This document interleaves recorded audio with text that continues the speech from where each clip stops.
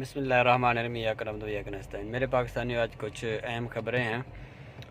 کل ضمنی الیکشن تھے پورے پاکستان میں، وہاں سے پی ٹی آئی نے کلین سویپ کیا ہے سوائے چند ایک سیٹ کے، اور اس کے بعد اب امپورٹنٹ جو گورنمنٹ ہے وہ بہت ڈری ہوئی ہے، اور خصوصی جو رانا ثناءاللہ صاحب وہ ہر وقت ڈیلی دھمکیاں دے رہے ہیں کہ میں یہ کر دوں گا فلاں کر دوں گا۔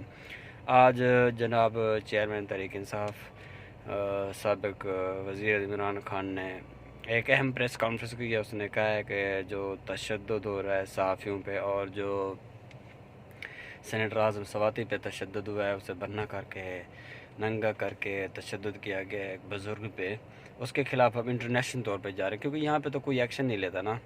اور اس نے اس کا ذمہ دار کیا کہتے ہیں سپریم کورٹ کو بھی ایکشن لینے کا کہا ہے، اور ذمہ داری کا کہا ہے کہ آپ کا بھی حق بنتا ہے فنڈامنٹل رائٹس کسی بھی شہری کے اگر متاثر ہو تو اس پہ ایکشن لیں۔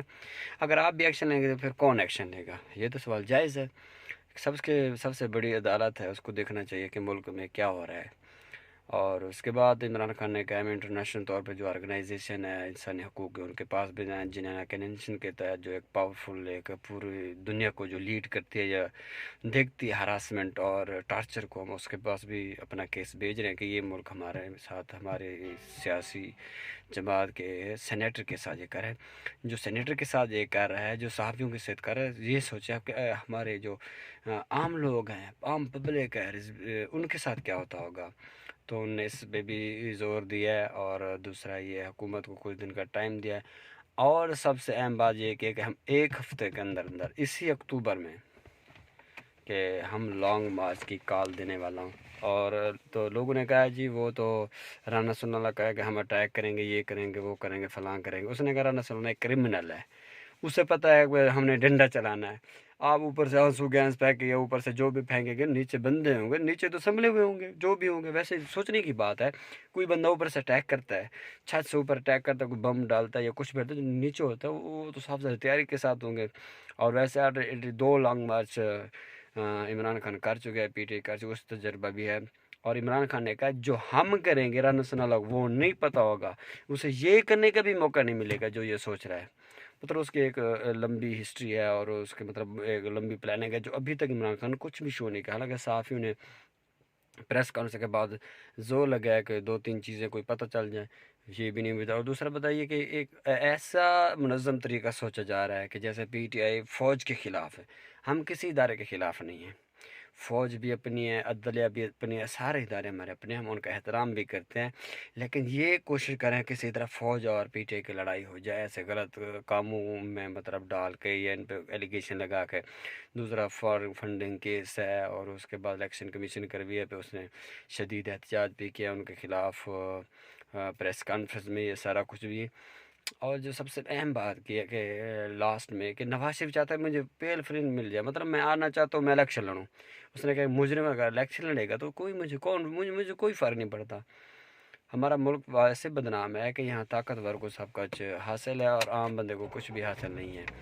اور دوسری بات یہ ہے اگر نواز شریف آتے آ جائے مجھے تو کوئی فرق نہیں پڑتا، اور مجھے کوئی اعتراض بھی نہیں ہے۔ مطلب یہ اگر نواز شریف یہ سوچ رہے ہیں کہ نواز شریف آئے گا تو ہم الیکشن کراتے ہیں، صبح آ جائے نواز شریف، آپ پرسوں اناؤنسمنٹ کر دیں کہ پرسوں الیکشن ہے، اس پہ بھی کہا گیا ہے۔ اور دوسری بات یہ ہے اب جو کل کے الیکشن ہے اس سے بڑی خوف زدہ ہے کہ ہم تو 14 پارٹی اکٹھے تھی، پھر بھی اس نے منجی مطلب ہماری ٹھوک دی، یہ کیا ہو گیا ہے؟